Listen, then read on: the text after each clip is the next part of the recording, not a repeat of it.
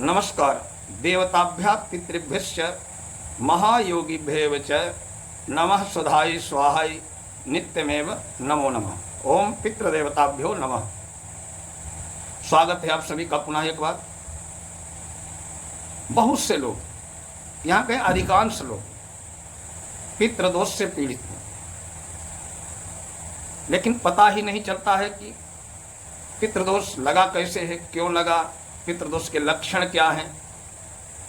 ये जानकारी आपको देने जा रहा हूँ। उसके बाद 3 उपाय बताऊंगा जो अगर आप करेंगे तो निश्चय ही पितृदोष से मुक्ति मिलेगी। देखो, पितृ होते कौन है? पितृ होते हैं हमारे पूर्वज, जो जा चुके हैं, शरीर छोड़ चुके हैं, जिनकी सदगति नहीं हुई है। अब पितृदोष लगता कैसे है? मान लीजिए आपके पूर्वज सदाचारी थे,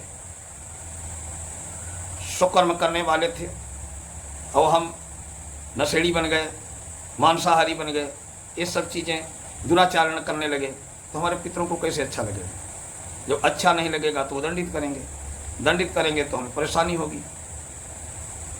दूसरा, अपने जो घर में जीवित पूर्वज हैं उनका अनादर, अपने बुजुर्गों का अनादर, माँ बाप का अनादर, बड़े भाई बुआ मौसी सबका अनादर, अगर एक कर्म करते हैं तो पक्का मानिए पितृदोष लगेगा।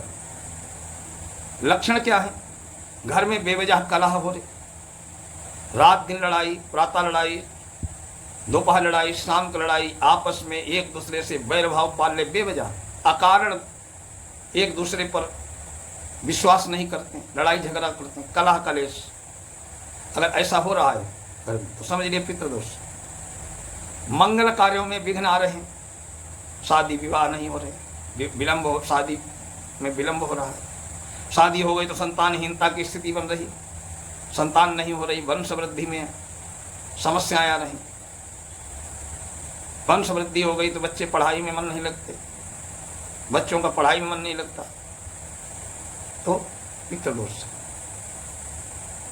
बनते बनते काम बिगड़ जाएं, मेहनत करते, मजदूरी करते, संघर्ष करते, पैसा कमाते, लेकिन एक पैसा रुकता नहीं, व्यापार करते हैं, चलते चलते व्यापार ठप हो गया, समाज में मान सम्मान खत्म हो गया, इज्जत नहीं रह गई, कोई इज्जत ही नहीं करता। ऐसी परिस्थिति अगर है तो पितृदोष। तो आज 3 उपाय, आपको सरल उपाय बता रहा हूं कि पितृदोष से मुक्ति का आप अनुभव करेंगे।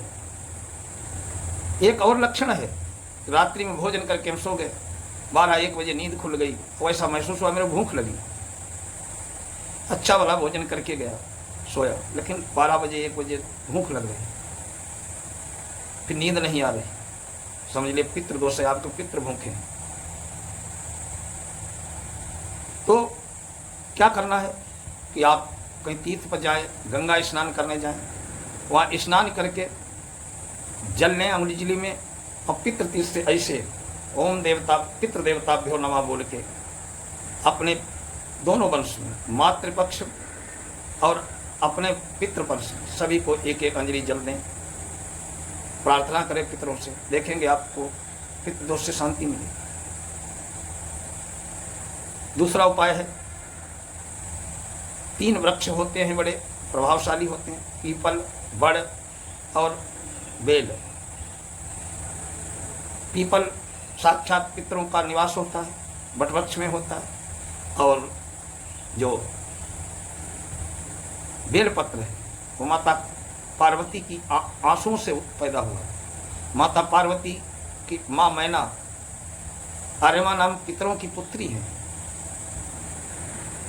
तो उस बेलपत्र पर, तीनों वृक्षों में जो वृक्ष उपलब्ध हो, जल में कच्चा दूध मिला करके प्रतिदिन चढ़ाएं इन पर, तो पितृदोष से शांति मिलेगी।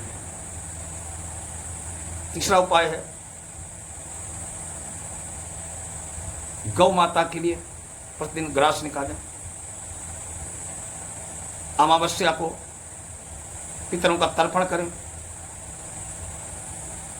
और ब्राह्मण भोजन कराएं।